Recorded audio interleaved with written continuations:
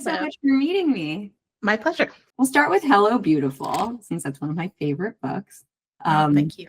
So in Hello Beautiful, you follow a family across decades. So this is a really long arc of time. And I think this is really interesting because it sort of reflects like the lived experience of time, the way you sort of jump through years. So like years pass really quickly and then you slow down for really important emotional moments, development of relationships, and it sort of speeds up again. Do you like draft each character's life ahead of time, or do you just like see where it's going as you write? I have an idea for the book. So like Hello Beautiful, I had like an image of a lonely little boy dribbling a basketball. And that was really my first conception of the book. Like it started there. Very quickly after that, I knew there was going to be 4 sisters in it. But that was the starting point in my process now, because I don't outline well. Like I don't, when I'm actually writing scenes and chapters, etc., I can't think. Like my cerebral analytical part of my brain just turns off. So I can't figure anything out really while I'm writing. I'm following like a kind of like musicality to me of like both the language and the narrative like leads me places, but my brain is not involved. So what I discovered after writing my first 2 books was that I needed to involve my brain as well, or it was just a very frustrating process for me. So my process now is that, so I have the idea for the lonely little boy, and I set this like invisible timer inside myself for 9 months. For 9 months, which I realized obviously is the length of a pregnancy, but wasn't the conception that I had initially. It just seemed like the longest that I could conceivably bear not to write, really, because what I love is the actual writing of the sentences. So for 9 months, I'm not allowed to write what I call pretty sentences. All I'm allowed to do is research, think, and take notes. Wow. So in my brain, I try to figure out and on paper, like I take literally, take notes and I read things and I do a lot of research and I import documents and, I create this sort of like thing in this program called Scrivener. So that's when I figure out who's in the book and like kind of like the big things that I think are going to happen. And I do like for Hello Beautiful, I went and interviewed an NBA physio because I knew there was going to be a lot of basketball and a lot of like physical therapy basketball in it. I already was obsessed with the history of basketball, so I had already been reading a lot of basketball. So that I knew that was going to go into the book. And I did research on like mental health in the 1980s because I realized that was going to also be. So during that 9-month period, I'm doing all those kind of things. But what I found is that I can't completely outline. Like I never actually, almost with the exception of to some extent Dear Edward, because it was a plane crash, I knew that it was going to end with a plane crash, even though that's not the actual final ending. I never know how my books are going to end. So what I knew, which leads to the time thing for Hello Beautiful, was that I knew it was William, and I knew that he grew up in this family that there was no love because of this tragedy that happened. I knew that he was going to encounter these 4 sisters.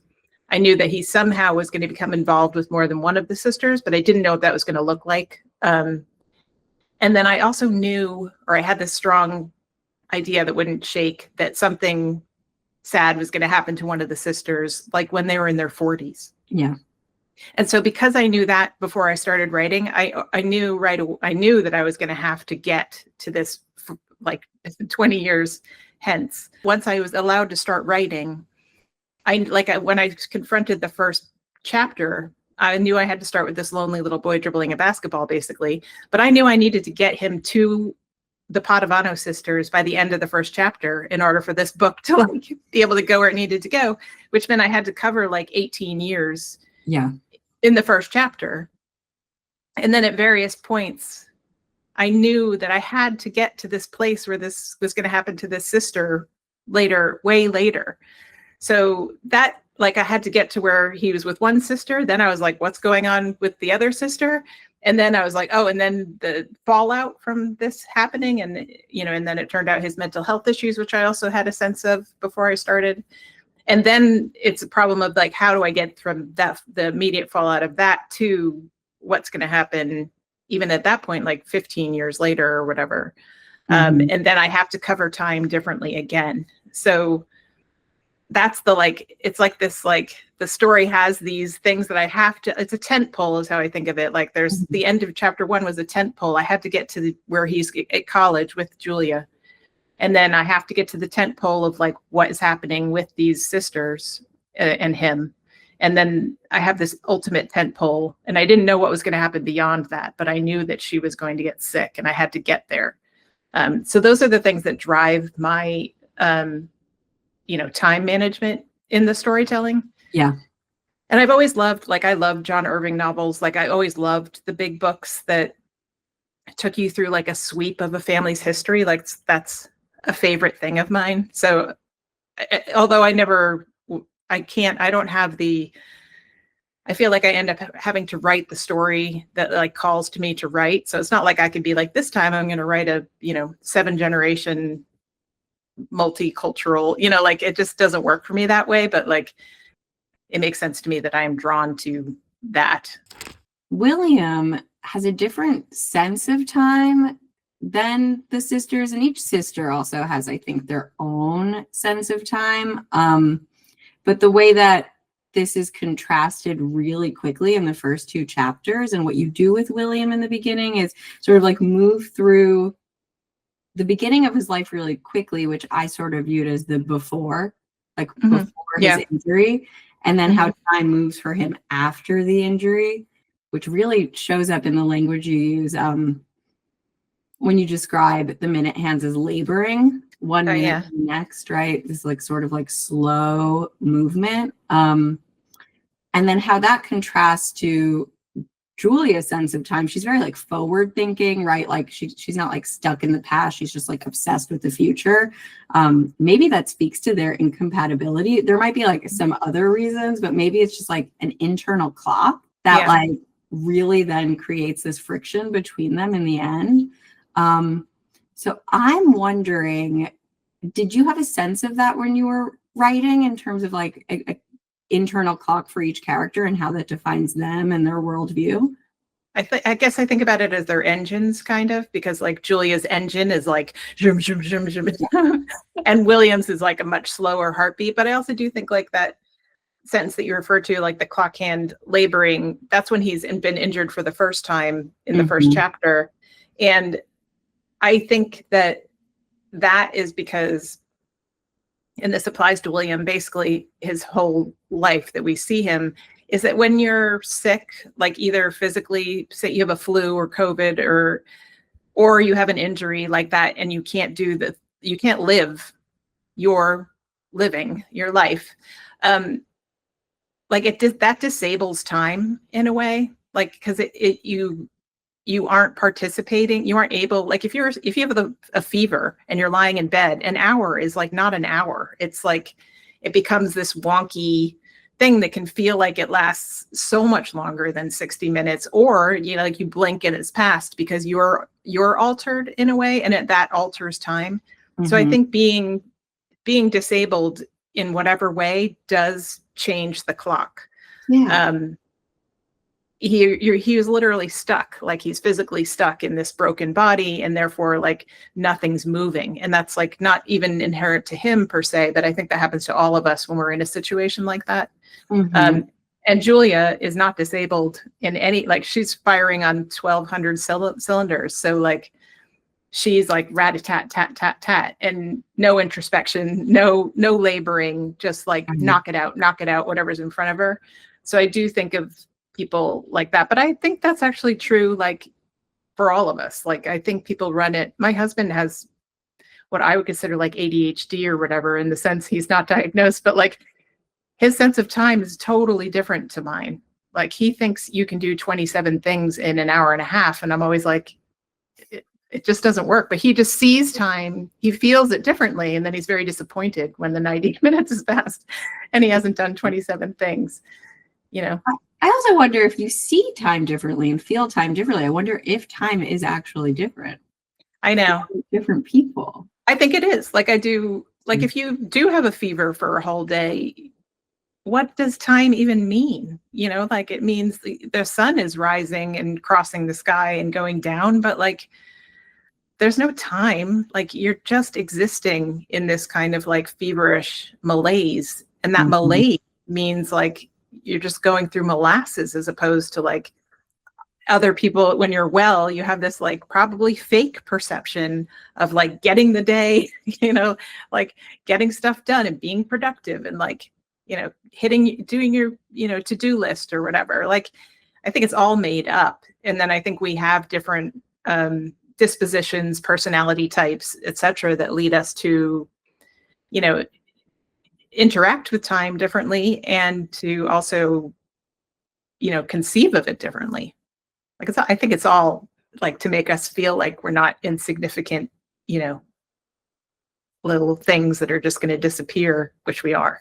Yes. No, agreed. And there's something too about like William specifically, when he is injured and disabled, time has slowed down for him because of that. But it's in that moment where time feels labored and the minute hands are just laboring. He's also thinking about his sister and her goneness. And then he himself also wants to be gone. And so it's like time is moving so slowly, but it seems like he's not even in the present in that moment. He's way in the past. So I wonder if that's also partly like that experience of like, if you're laying there with a fever, can you really think about the future? Right. Or are you more likely to think about painful things of your past? I wonder if it like more that it like is like a eraser at the end of the pencil that erases you out during that period. So like, I don't even know, I wouldn't think of that moment having William go into the past. It's more like the trauma that built him and these things, that the thing that happened before he was a cognizant human. So like he was not involved in any way in what happened to his family. He was barely sentient. I think that like that infrastructure is revealed because he's blurry and kind of gone. He is kind of gone. Like he doesn't have the rattle-tat of the day. He doesn't have a basketball practice to go. He's young. So like you're not formed. He's formless. He's a bit blurred out. And therefore what he's seeing is like his own emotional skeleton and what has been built for him. And that's what that is.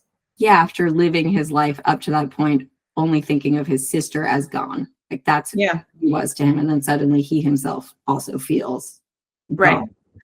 But even like if in the same age bracket, one of the Padavano sisters was ill or, had an injury, they've been raised with love and attention and connection from the people around them. So I think if they were kind of erased by fever or whatever, there's still like a pulsing love inside of them because everything that's been fed into them, that's what their emotional infrastructure is. And that's not what William has. So I think in a way you're revealed in those moments for where you're stuck. And if you are someone who like is running through life, getting shit done, but like you're actually very sad and isolated and alone on the inside when you get sick or whatever, and you're stuck, then that's what you feel. You feel like what you actually, I think a lot of people had that during like the shutdown and COVID where people were divorcing and things like that because they've been like not dealing with what actually exists inside of them. And then you stop and you don't have all the frenetic action and people are like, oh shit, I don't actually like my life. Like I'm not happy. So I think it can be very revealing. So it depends what you are bringing or what you hold. And almost a gift in a way too. And even for William, like his sense of identity and like becoming who he is and ultimately like finding a meaningful relationship, like it's all in the end, the process of healing. And that's a gift too. Yeah. Yeah. I mean, if the same thing happens to him, at the end of the book, when he's 40, whatever, there's different things inside of him at that point. He's in a different, he is kind of in that situation when he sits on a bench and looks at, the murals of his daughter and his sister, and things have been built inside him that allow him to exist in a different way. Okay. I want to keep talking about Hello Beautiful, but I don't want to take up your whole day. So we're going to move on to Dear Edward. When I read Dear Edward after I read Hello Beautiful, and some time had passed, but thinking about the structure of time for Edward, it did remind me a bit of William, even though the circumstances are completely different. But this sort of split between the before and the after, and how the novel is split into that way. We have the flight chapters and then the non-flight chapters. And so it's like the before and after, and you see the difference in him in those two different kinds of chapters. Something that happens in the flight chapters, though, which is the before, is your use of timestamps. And that is a really interesting choice. And I want to hear from you why you chose to use timestamps in the beginning of all of those chapters. I think on like a very elemental level, it was so that the reader would understand that we are moving towards the crash and that we're getting closer and closer. Like it is a literal countdown to the thing that we know is going to happen.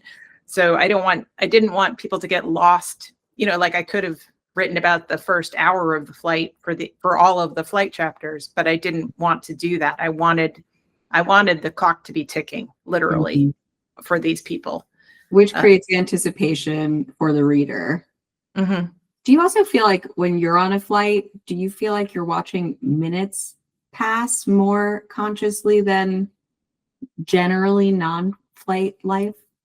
I think time on a plane is really weird, like super weird. And maybe that has something to do with the fact that you're like not supposed to be, 30,000 feet off the ground. And so like time is different up there. Like, I don't know how many, how the physics would explain it as well, but like, I think time is completely different in the air. And if you're on like my husband is English, so like we go to England with some regularity, which is like a 7-hour flight or whatever. It's like you have to prepare yourself to just sort of like bank in to this location, this seat, this like these surroundings, this air. And there's like a attitude of like, okay, how do I get through the next 7 hours? Because this isn't real life. This is like what I have to survive in order to like resume my life off this plane. And like, how can I like be comfortable? Like, what stupid thing do I watch that people do things on planes that you don't do anywhere else. Like I used to read People magazine on planes, like I don't anymore, but like, it was like, I would never do it anywhere else, but like, there are different rules for what, like I had to be like, it was escape. So I'm not here in this moment in this seat. And now, you watch something, I'll watch like a sillier movie than I would watch normally on a plane. Cause I'm just trying to like find some kind of like a accelerated slope, like slide through time to get to the other place. And into that as well as like a undergirding of anxiety that you are suspended in the sky and you want to not know you're here as well. Like I never really understood people drinking on planes. It seems like a nightmare to me. Same. The idea of being drunk and strapped into my seat, just like I can't think of anything worse. But I do get that that is another way, obviously, of like escaping. So I think it really operates differently. And I would and when I'm on a plane, I'll try to delay checking the time as long as I can, which I don't ever do in the rest of my life. Like, it's like, if I could I'll wait as long as I can. And then maybe, 3 hours will have passed or whatever. I agree. That's really interesting. Like, because I always thought, plane movies or the kind of books I read on planes are very different than what I would normally watch or read. And it's escaping the self. It's like, I'm somebody else. I'm up in the sky. And that like allows time to move in a different way. Also, you sort of like accept this alternate reality. You describe time in the air. You say after 10:17, which is great because we don't have that many quotes for 10:17 on Author Clock. I was very excited for that one. 17 a.m. there is a monotony to time in the air. And I thought, I agree, there's right. And then you go on to describe the air temperature and the sounds and sort of like how like each minute sort of feels like it's like repeating itself over and over again in the air. But it seemed a little ironic to me in the context of Edward and the flight, because you label these minutes, they're sort of passing, and then 1 minute changes everything.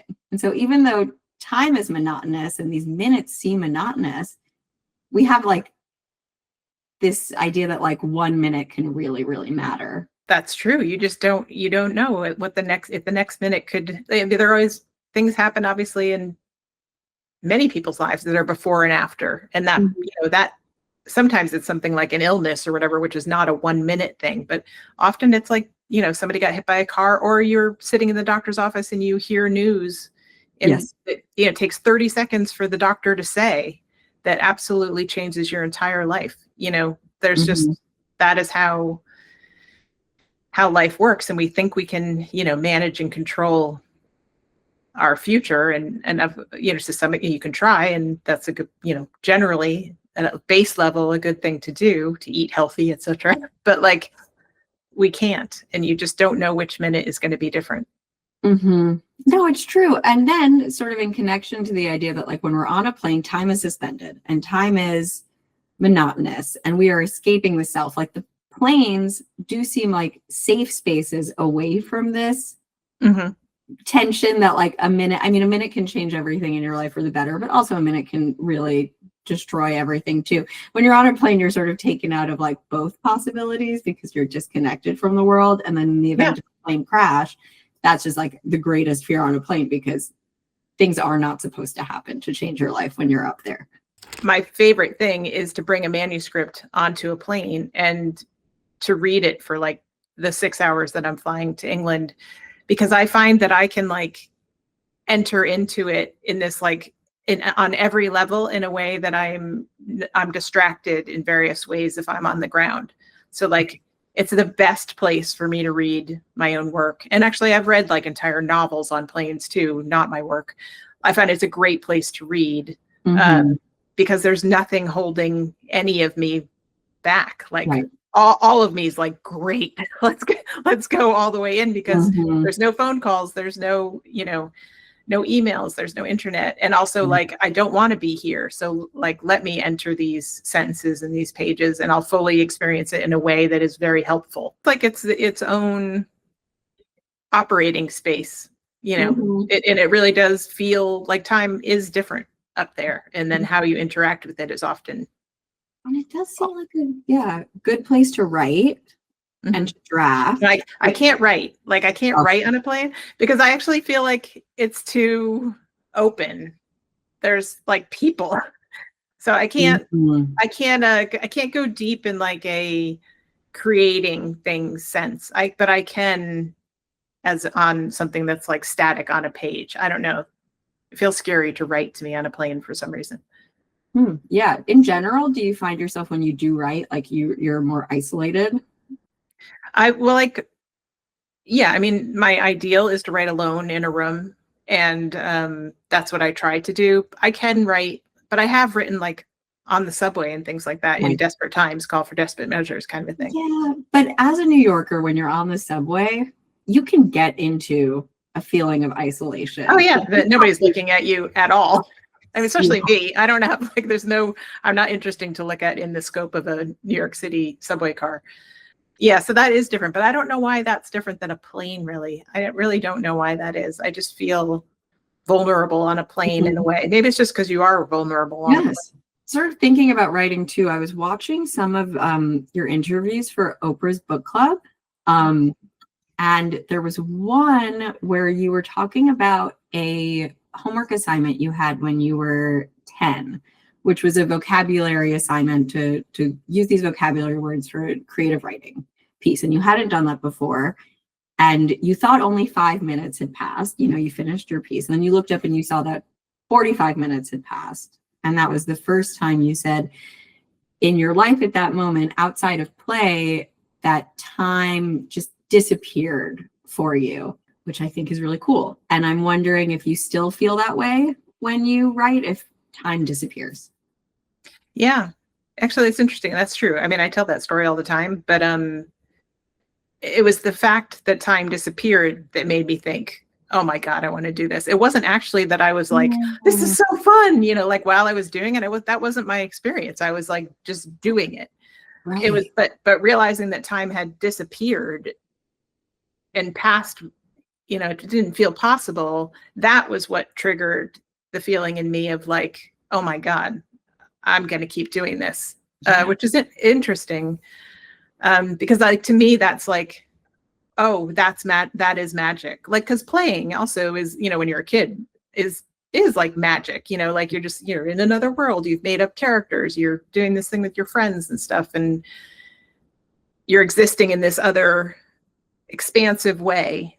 And also with time disappearing, it's like everything expands, and Right. it's, and that is, to me, the magic element of it. And yes, it does still happen. It doesn't happen all the time for the entire duration of me writing, each day. But in general, I never have the experience of like time moving slowly while I'm writing.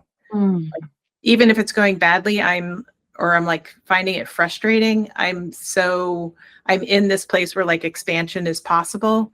Yeah. And I'm in the place that I want to be. Like that's writing is basically all I ever want to do. And I write 7 days a week. That doesn't mean I write all day, 7 days a week, but because it's like this place that I get to go to where time disappears. And like, Right. it still is like, that's the magical place. So even if magic isn't happening, at least I'm showing up in that place. Yeah. And so I guess that's true. Like our days are so informed by time. We live our lives as so informed by time, and time is important to us. But then maybe the things that we're called to do or feel like we're, exactly where we need to be and doing what we need to do, maybe that's when time just disappears and goes away. And maybe for William, that was basketball. And so when that was taken away, time, like his sense of time also ended up being destroyed. I also think if you're working in, I assume this is across the board in like creative arts or whatever, but like for writing a novel, like you can't look at time the way that you do at all the other times, because I can say, oh, I'm going to, by Christmas, I'm going to have finished this draft, but I can't, that isn't necessarily going to happen. Like, even if I show up every day for the set period of time and I'm working for all of those times, things happen inside the work and I end up rewriting portions and I take a left turn that I didn't see coming. And like, I don't understand the novelists who write a book a year. Like some of them are excellent. Like, I don't know how they do it. Like I literally don't understand. Cause like, to me, writing is a thing that like disables time. Like you can be like, I'm a type A person, I'm very productive, but like the creative work doesn't respond to that. So like, which makes sense, because once you're inside of it, it's expansive. It's like, screw you. Like, I don't care about like your goal of like 3 weeks from Tuesday for a draft. Like, that isn't the language that we speak here. This is like, this is where we are expansive. We, like, it doesn't count. And it might be faster than you think it's going to be, and it might be longer. Like, so best not to like look at the clock, because it's not going to serve you. It's just like time doesn't exist here. Yeah. It'll be what it is whenever that is. It's like undefined time. Right. Something that I am asking every writer is if you have a time of day that is particularly great for your writing, if like what time and routine, so if the mornings, afternoons, evenings, middle of the night, when do you prefer to write and why? I like to wake up like 7 and then exercise as soon as possible and then write. Like, so definitely in the morning. So, but I also need to exercise first. So that's the ideal routine. And then in the afternoon, I tend to like reread what I've done and then maybe get some more done based off of that. But like any sort of like real creative, like imagining is best in the morning. I mean, I have worked at all times. I can't do nights. Like, I'm not a night human. And so my last question is about author clock, since you do live with one. Is there anything about seeing new quotes come up for every minute of the day that has changed your sense of time or surprised you or added something or taken something away? I feel like what's great about it is it's like reflective of my sense of time. Like that is how I actually really don't listen to music. I have like a very prose oriented brain. Like, I think prose. I listen to audiobooks all the time. And I am reading books physically as well. And I'm writing a book always. So like, I really exist in prose and in fiction. And that is my music. That is my soundtrack. That is everything for me. So like, to be able to tell the time while reading like a Agatha Christie quote about time is like great. Like it's just it's like another book I'm looking at, like it just keeps me constantly in fiction, which is like where I want to be. So it feels perfect. It is interesting to read how different writers write about time, like, and seeing them stacked the way that they are. You're like, oh, like, and some of them are beautiful and some of them are, like a Raymond Chandler kind of like, a different pattern or whatever. Like it's really nice. I like it a lot. Yeah. Oh, I'm so glad. Well, thank you so much for taking the time to talk Thank to you. me. It's interesting. No one's ever, interviewed me about my feelings about time before. It's extremely meaningful to us as It is human beings. So I really appreciate you entertaining that with me. All right. Thank you, Yasmin. Nice to meet you. Bye. Nice to meet you. Okay. Too. Bye. Bye.